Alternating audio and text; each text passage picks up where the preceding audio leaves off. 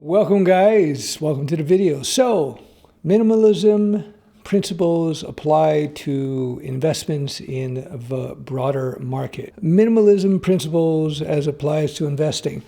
Well, Warren Buffett gave it to everybody, and I wish I would have listened to him more closely back in the day. I'd be up much more. Here are the principles of minimalism as they apply to investing, and it works 100%. Number one, free yourself of clutter. Clutter is having too much time invested trying to research all these different companies, all these different industries. This is a mug's game, as they used to say. Basically, it's a fool's pursuit.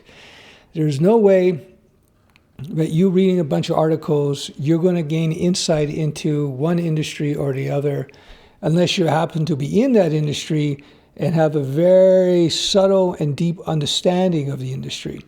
So, for example, let's say you think you're going to start investing in oil companies, and you're going to use all the powers of your noodle, your brain, to look at all the books and try to figure out which oil company is going to do better than the other. Through the just simply reading articles, investment articles, and maybe reading a book on the subject, and you figure, I'm going to know exactly what to invest in. You won't, because unless you are in the industry and know it intimately and understand the subtleties of what makes a company successful and what doesn't, if you get it right, you're just lucky. So yeah, that's one myth to dispel, that you're going to study and figure out what company is going to be the winner. If you're lucky, maybe you'll get lucky and pick one. But at the end of the day, 90% of day traders or more lose money with all that effort.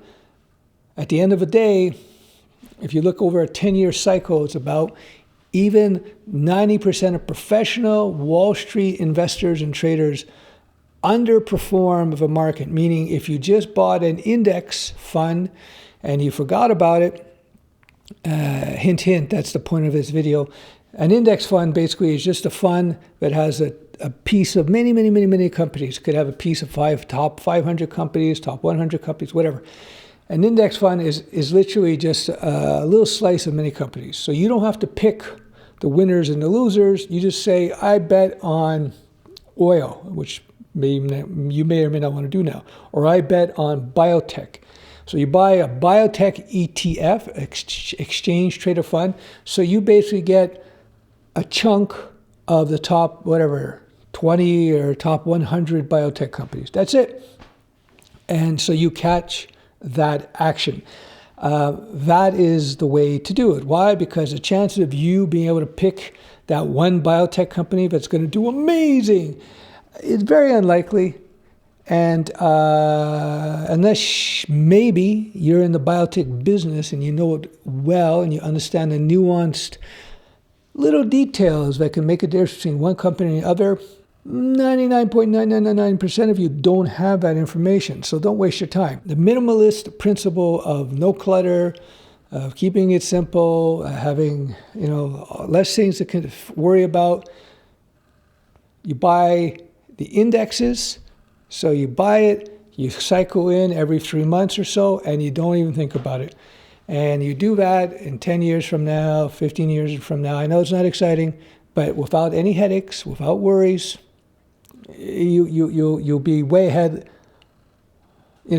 given the history of how markets go. Now, nothing is guaranteed in life. An asteroid could hit the Earth. Who knows what will happen?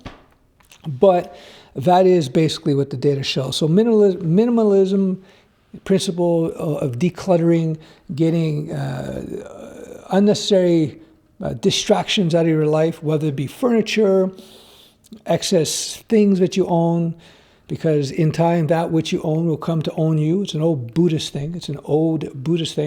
So when it comes to investment, minimalism works perfectly. Warren Buffett told us about this. Warren Buffett, by the way, one of the most successful investors of all time, when he dies, the way it's set up for his wife is that all her money will be invested in index funds. That should tell you everything you need to know. So there you go. You want to minimize the amount of emotional turmoil you're going to have. Buy index funds. You want to declutter your mind, worried about this company or that company or this report or that report. Buy index funds, and away you go. So let me give you an example. Of course, there's always exceptions, right? For example, I bought Apple about 10 years ago when it was like $70 a share US. And I knew it was going to be big, but because I was a fool, I made good money on it and I sold out. But if I would have kept it, instead of making, 80% of my money, 80% gain in like a year, if I would have kept it to today, I'd be up like 20 times, So that's another rule, basically, of investing, is that you just hold forever. Warren Buffett, again, he told us to do this, decades ago. I can tell you from experience, he's right.